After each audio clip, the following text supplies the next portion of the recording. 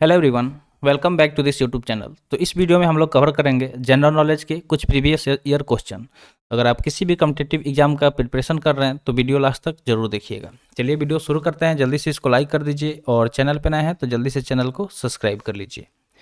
तो इस वीडियो में हम लोग कुछ मोस्ट इंपॉर्टेंट जनरल नॉलेज को कवर करेंगे जो कि आपके एग्जाम के लिए काफ़ी ज़्यादा इंपॉर्टेंट होगी। तो यहाँ पे दिया गया है, सबसे पहला क्वेश्चन पूछा जा रहा है कि भारत की सर्वाधिक बड़ी जनजाति कौन सी है। यानी कि यहाँ पे जनजाति के बारे में पूछा जा रहा है। जनजाति जिसको हम लोग शेड्यूल्ड ट्राइब के नाम से जानते हैं, तो उसके बारे में पूछा जा रहा है कि सबसे बड़ी जनजाति भारत में कौन सी है। अगर इसके आंसर की बात करें तो करेक्ट आंसर क्या हो जाएगा, गोंड।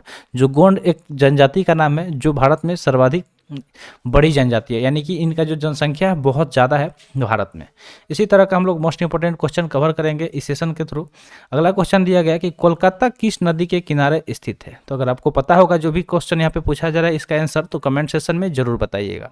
अगर हम बात करें कोलकाता शहर के बारे में, तो कोलकाता जो है वो हुगली नदी के किनारे पर बसा हुआ है। ठीक है, ये किस नदी के किनारे पे स्थित है, तो हुगली नदी के किनारे पे स्थित है। कोलकाता में क्या क्या फेमस है, तो कोलकाता की अगर हम बात करें तो यहाँ पे फेमस चीज़ें आपको देखने को मिल जाएगा। एक तो हावड़ा ब्रिज, ठीक है, जो हावड़ा ब्रिज है, हावड़ा ब्रिज हो गया। ठीक है, दूसरे नंबर पे यहाँ पे विक्टोरिया मेमोरियल है। ठीक है, ये चीज़ कोलकाता का फेमस है। आगे बढ़ते हैं नेक्स्ट क्वेश्चन की तरफ। नेक्स्ट क्वेश्चन की अगर हम बात करें तो नेक्स्ट क्वेश्चन यहाँ पे क्या दिया गया है, क्वेश्चन दिया गया है कि पौधे में जीवन होता है, यह किस भारतीय वैज्ञानिक ने बताया था। तो पौधे में जीवन के बारे में एक वैज्ञानिक ने बताया था, ठीक है, वो भी भारतीय वैज्ञानिक। तो उस भारतीय वैज्ञानिक का नाम आपको बताना है कि पौधे में जीवन होता है यह किस भारतीय वैज्ञानिक ने बताया था। अगर इसके करेक्ट आंसर की बात करें तो करेक्ट आंसर क्या हो जाएगा, जगदीश चंद्र बसु।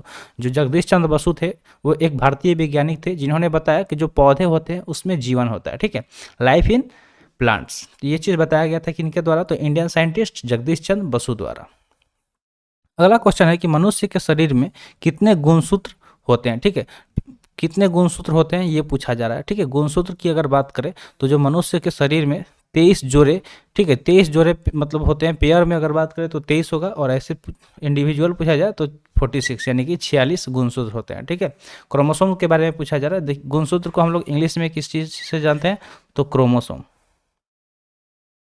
क्रोमोसोम के नाम से जानते हैं। तो क्रोमोसोम के बारे में पूछा जा रहा है कि कितने क्रोमोसोम पाए जाते हैं ह्यूमंस में, तो वो हो जाएगा 23 पेयर यानी कि 46 क्रोमोसोम। ठीक है, नेक्स्ट यहाँ पे क्वेश्चन दिया गया है कि डबल फॉल्ट, ठीक है, डबल फॉल्ट शब्द किस खेल में प्रयुक्त होता है। तो यहाँ पे वर्ड एक दिया गया है, उस वर्ड के बारे में पूछा जा रहा है कि ये जो वर्ड है डबल फॉल्ट ये किस खेल में प्रयुक्त होता है। ठीक है, ये किस खेल में प्रयुक्त होता है इसके बारे में पूछा जा रहा है। तो जो खेल में प्रयुक्त होने वाले शब्द भी आपको याद रखने हैं क्योंकि इससे भी बहुत ज़्यादा क्वेश्चन पूछ लिया जाता है। तो यहाँ पे अगर डबल फॉल्ट की बात करें तो डबल फॉल्ट जो वर्ड है ये यूज किया जाता है टेनिस में। जब अगर आप टेनिस खेले होंगे तो उसमें ये वर्ड यूज किया जाता है। ठीक है, तो टेनिस में डबल फॉल्ट वर्ड को यूज किया जाता है। अगला क्वेश्चन है कि भारत छोड़ो आंदोलन कब शुरू हुआ था। ठीक है, तो जो भारत छोड़ो आंदोलन शुरू हुआ था उसके बारे में पूछा जा रहा है कि ये शुरू कब हुआ था। तो इसके करेक्ट आंसर की बात करें तो इसका करेक्ट आंसर क्या हो जाएगा, 8 अगस्त 1942 को। ठीक है, 8 अगस्त 1942 को भारत छोड़ो आंदोलन शुरू किया गया था। कब हुआ था, तो 8 अगस्त 1942 को।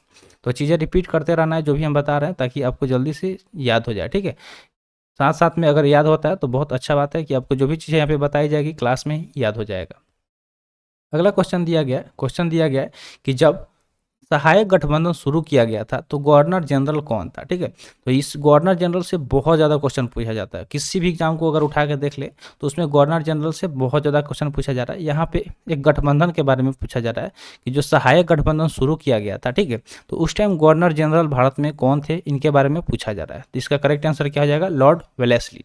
जो लॉर्ड वेलेस्ली थे उनके टाइम में सहायक गठबंधन शुरू किया गया था। तो बस ये चीज़ याद रखना है कि लॉर्ड वेलेस्ली कौन थे, गवर्नर जनरल जिनके टाइम पीरियड में यानी कि जिनके कार्यकाल में सहायक गठबंधन को शुरू किया गया था।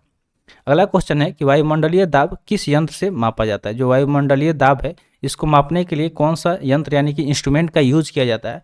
तो अगर हम बात करें वायुमंडलीय दाब, जिसको हम लोग इंग्लिश में एटमॉस्फेरिक प्रेशर भी बोलते हैं, तो इसको मेजर करने के लिए बैरोमीटर का प्रयोग किया जाता है। किस मीटर का प्रयोग किया जाता है, बैरोमीटर का। ठीक है, और इसका नापने का जो इकाई होता है वो भी बैरोमीटर होता है। ठीक है, तो जो भी एटमॉस्फेरिक प्रेशर है उसको मेजर करने के लिए किस मीटर का यूज किया जाता है, बैरोमीटर का। ठीक है, बैरोमीटर का। जैसे टेम्परेचर मेजर करने के लिए हम लोग थर्मोमीटर का यूज करते हैं, उसी तरह वायुमंडलीय दाब को मेजर करने के लिए बैरोमीटर का प्रयोग करते हैं। तो एक बेसिक क्वेश्चन है आपके लिए, आपको कमेंट सेक्शन में बताना है कि जो अर्थक्वेक आता है जिसको हम लोग भूकंप बोलते हैं, ठीक है, भूकंप। तो भूकंप जब आता है तो उसको मेजर करने के लिए कौन सा यंत्र का प्रयोग किया जाता है, आपको कमेंट सेशन में बताना है। अगर आपको पता है तो कमेंट सेशन में जरूर बताइएगा, ठीक है। अगला क्वेश्चन दिया गया कि अग्नि 2 मिसाइल किस प्रकार की मिसाइल है। तो मिसाइल के बारे में भी पता होना चाहिए कि मिसाइल का प्रकार कौन सा है। यहाँ पे अग्नि 2 मिसाइल के बारे में पूछा जा रहा है कि ये किस प्रकार की मिसाइल है। तो अगर इसके करेक्ट आंसर की बात करें तो ये हो जाएगा बैलिस्टिक मिसाइल, ठीक है। जो अग्नि 2 है ये बैलिस्टिक मिसाइल है। तो मिसाइल का प्रकार के बारे में भी नॉलेज होना चाहिए, ठीक है। चलिए बढ़ते हैं नेक्स्ट क्वेश्चन की तरफ। नेक्स्ट क्वेश्चन है शहीद आजम के नाम से कौन जाने जाते हैं, ठीक है। यहाँ पे एक नाम दिया गया है, कौन सा नाम है, तो शहीद ए आजम। और ये पूछा जा रहा है कि ये इस नाम से कौन जाने जाते हैं, ठीक है। कि मतलब शहीद आजम के नाम से कौन जाने जाते हैं। तो इसका करेक्ट आंसर की अगर बात कर लें तो शहीद आजम के नाम से जाने जाते हैं भगत सिंह, ठीक है। कौन जाने जाते हैं तो भगत सिंह, ठीक है। भगत सिंह शहीद आजम के नाम से जाने जाते हैं, ठीक है। करेक्ट आंसर क्या हो जाएगा, भगत सिंह हो जाएगा। भगत सिंह को हम लोग किस नाम से जानते हैं, तो शहीद आजम। अगला क्वेश्चन दिया गया कि किसने वर्नाकुलर प्रेस अधिनियम पारित किया, ठीक है। पूछा जा रहा है कि किसने वर्नाकुलर प्रेस अधिनियम, जो वर्नाकुलर प्रेस एक्ट को पारित किया गया था, लागू किया गया था, तो किसके द्वारा किया गया था। तो इसका करेक्ट आंसर हो जाएगा लॉर्ड लिटन द्वारा, ठीक है। लॉर्ड लिटन ने क्या किया था, वर्नाकुलर प्रेस अधिनियम को पारित किया था। किसने किया था, लॉर्ड लिटन। ये चीज़ें याद रखनी है बहुत ज़्यादा, ये सब बेसिक चीज़ें हैं और ये बहुत लोगों को याद नहीं होता है और क्वेश्चन छोड़ के आ जाते हैं एग्जाम में, जिस वजह से एग्जाम पास नहीं कर पाते हैं। तो ज़्यादा ध्यान से देखना है और जो भी चीज़ें अगर लग रहा है कि हम पहली बार सुन रहे हैं तो उसे समझिए और नोट डाउन भी करते रहिएगा। अगला क्वेश्चन है कि भारत का एकमात्र सक्रिय ज्वालामुखी कौन सा है, ठीक है। एकमात्र सक्रिय भारत में ज्वालामुखी है और उसका नाम पूछा गया है। सक्रिय यानी कि जो एक्टिव होता है, ठीक है। जो एक्टिव यानी कि उसमें से मतलब लगातार जो लावा वगैरह है वो निकलते रहेंगे, तो वो उसके बारे में पूछा जा रहा है। तो एकमात्र सक्रिय ज्वालामुखी की अगर बात करें तो वो है बंजर द्वीप। कौन हो जाएगा, बंजर द्वीप, जो कि एकमात्र भारत का सक्रिय यानी कि एक्टिव वोल्केनो है, ठीक है, सक्रिय ज्वालामुखी है। नेक्स्ट क्वेश्चन दिया गया है कि संयुक्त राष्ट्र के ध्वज पर जैतून की शाखाओं का प्रतीक क्या है, ठीक है। तो अगर आप देखेंगे संयुक्त राष्ट्र के जो ध्वज है, राष्ट्र ध्वज, संयुक्त राष्ट्र का जो ध्वज है उस पर जैतून की शाखाओं को दिखाया गया। तो उस वो किस चीज़ का प्रतीक है, ठीक है। वो किस चीज़ का प्रतीक है ये पूछा जा रहा है। तो करेक्ट आंसर हो जाएगा शांति का प्रतीक, ठीक है। किस चीज़ का प्रतीक है, शांति का प्रतीक। जैसे हमारा जो झंडा तिरंगा है तो इसमें 3 रंग दिए गए हैं। कितने रंग हैं, 3 रंग। एक केसरिया जो कि बलिदान का प्रतीक है, सफ़ेद जो कि शांति का प्रतीक है, और जो हरा है वो हमारे देश की हरियाली का प्रतीक है। तो इसी तरह संयुक्त राष्ट्र के ध्वज पर जैतून की शाखाएं का प्रतीक दिया गया है। तो वो किस चीज़ का प्रतीक है, शांति का प्रतीक। अगला क्वेश्चन दिया गया कि भारत के पहले और एकमात्र रेलवे विश्वविद्यालय का नाम क्या है, ठीक है। पहले और एकमात्र यानी कि सबसे पहला और एकमात्र रेलवे विश्वविद्यालय का नाम पूछा जा रहा है। तो उसके नाम की बात करें तो क्या नाम हो जाएगा, राष्ट्रीय रेल और परिवहन संस्थान। क्या है, राष्ट्रीय रेल और परिवहन संस्थान, ठीक है। राष्ट्रीय रेल और परिवहन संस्थान ये भारत के पहले और एकमात्र रेलवे विश्वविद्यालय का नाम है, ठीक है। अगला क्वेश्चन दिया गया कि रामचरितमानस किसने लिखा, ठीक है। रामचरितमानस के बारे में पूछा जा रहा है कि रामचरितमानस क्या है, एक धार्मिक ग्रंथ है। तो पूछा जा रहा है कि ये किसके द्वारा लिखा गया। तो इसका करेक्ट आंसर क्या हो जाएगा, तुलसीदास द्वारा। किसने लिखा था, तुलसीदास ने। तो रामचरितमानस को किसने लिखा था, तुलसीदास ने इसे लिखा था। चलिए आगे बढ़ते हैं नेक्स्ट क्वेश्चन की तरफ। नेक्स्ट क्वेश्चन दिया गया है कि भारत में पहली बार जनगणना कब हुई, ठीक है। अगला क्वेश्चन है कि भारत में जनगणना की अगर हम बात करें तो पहली बार भारत में जनगणना कब हुई थी। पहली बार भारत में जनगणना कब हुई थी, तो पहली बार अगर हम बात करें तो भारत में जनगणना कब हुआ था फर्स्ट टाइम, तो 1872 ईस्वी में। जनगणना के बारे में आपको एक बेसिक चीज़ें याद रखनी है कि जो जनगणना होता है वो 10 वर्ष पे होता है, ठीक है। 10 वर्ष पे कराया जाता है। लेकिन कोविड हुआ तो उस वजह से क्या हुआ कि इसका टाइम टेबल गड़बड़ा गया। लेकिन जब 1872 के बाद क्या हुआ, हमेशा 10 वर्ष पे जनगणना को होता था। प्रत्येक 10 वर्ष पर क्या होता था, जनगणना हुआ करता था। अगला है यूएनओ, यूनाइटेड नेशन ऑर्गेनाइजेशन, जिसका फुल फॉर्म होता है।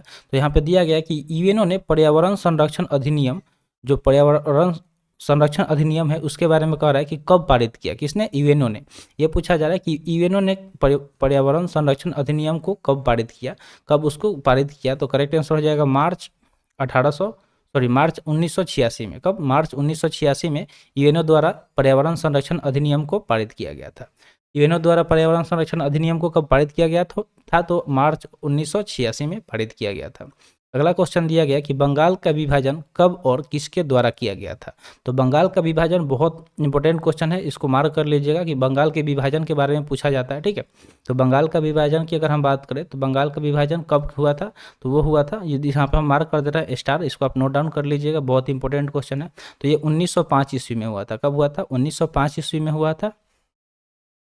और गवर्नर लॉर्ड कर्जन द्वारा इसका विभाजन किया गया था। किसके द्वारा? तो जो गवर्नर थे लॉर्ड कर्जन, उनके द्वारा बंगाल का विभाजन किया गया था। तो आई होप आपको ये चीज़ समझ में आ गया होगा। चलिए, तो आज के लिए इतना ही, ठीक है। आज का सेशन यहीं पे समाप्त हुआ। सेशन कैसा लगा कमेंट सेशन में ज़रूर बताइएगा। तो मिलते हैं फिर अगले वीडियो में। Thanks for watching. जय हिंद।